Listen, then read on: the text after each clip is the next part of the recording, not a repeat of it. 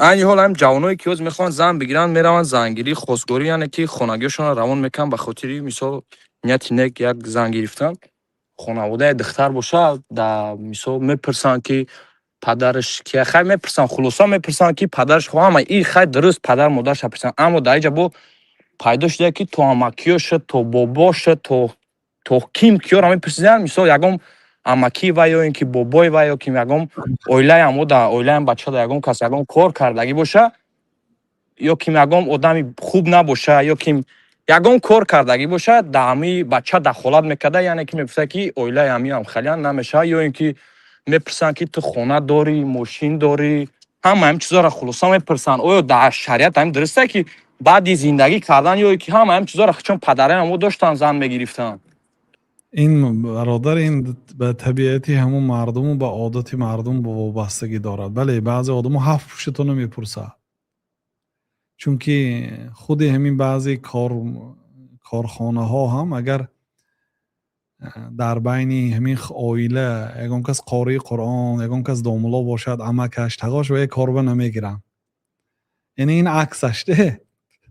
یعنی در خیشاتون یگان آدمی جنایتکار باشد یگان آدمی گناهکار باشد نمیتین که این لعله نزعه عرق، شاید یگان رگش کشد و همون با آدمی بد نباشد. گفته میترسیدگی انده خیلی آدمی دختردار واقعا میترسد. این یک تجارت نیست که مثال فروشیدو دیگرش خرید.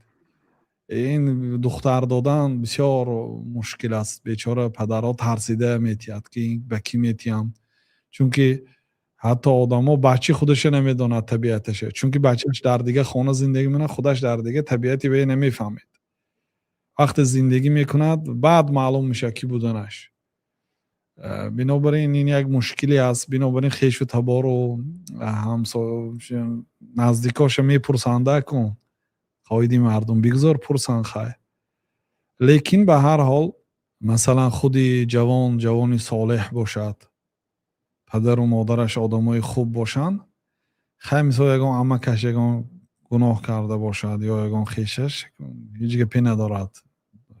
به هر حال مهم همین داموت خودش. پیامبر علیه الصلاة و السلام گفتن که اذا جاءكم من ترضون دینه و خلقه، اگر به نزد شما یه آدمی آمد که دینش و خلقش رو راضی هستید، یعنی دینی همین داماد و خلقی همین داماد، چون که دخترتون با همین زندگی میکنه، اما او تقاش و خصلتی تقاش دیگر است این دیگر است. مثلا به هر حال همین خودش به نظر گرفتن در کار.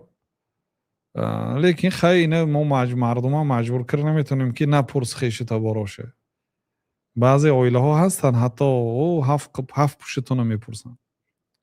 تاجیکستان زنگیری الله موفق کند انشالله. از زنی صالحه جفتی پاک برایتون نصیب انشالله. پروا نکنیم تا یک آدم نداد دخترشه یا نشد و در تقدیری شما نبود است. همانند خیر است. خیر در همان است، چون که اگر خیر در استخاره خوانید به هر حال دو رکعت نماز میخونید از الله تعالی پیش از آن که یک دختر خواستگاری میریتون استخاره خوند. با همین خواستگاری رویم یا نرویم، با همین دختر نکاح کنیم یا نکنیم، استخاره میخوندن. دخترها هم استخاره خونه. استخاره را تعلیم گیریتون. چخیلی که سوره فاتحه میدونید استخاره هم از یاد کنیتون. برای آنکه عبدالله ابن مسعود رضی الله عنه میگن که كان يعلمنا الاستخارة كما يعلمنا سورة من القرآن. به ما پیامبر صلی الله علیه وسلم استخاره رو تعلیم میدادن، چه خیلی که یک سوره از قرآن رو تعلیم میدادن. یعنی سوره قرآن رو چه خیلی تعلیم میدادن. بگو الحمدلله رب العالمین الرحمن الرحیم تکرار میکند. استخاره رو هم همین خیلی تعلیم میدادن. من امروز واسطه های تعلیمی آسان شده است. پیش اگر زمانه های پیش از اینترنت گیریم باید شما یک نزد استاد روید و حفظ کناند برای شما. حاضر اینترنت برای شما خوانده هم میتید، نوشته هم میتید، ترجمه هم کرده میتید به کدام زبان میخواهید. نمیشه استخاره از یاد کنید. خاصتا زنگیرا و شوهرکنا حتما پیش از زن گرفتن خانه‌دار شدن استخاره خوانید. یعنی ای الله همین دختر گرفتنم خیر باشد نصیب کن، اگر خیر نباشد نصیب نکن، یعنی دیگرش نصیب کن. الله موفق کنه برادر.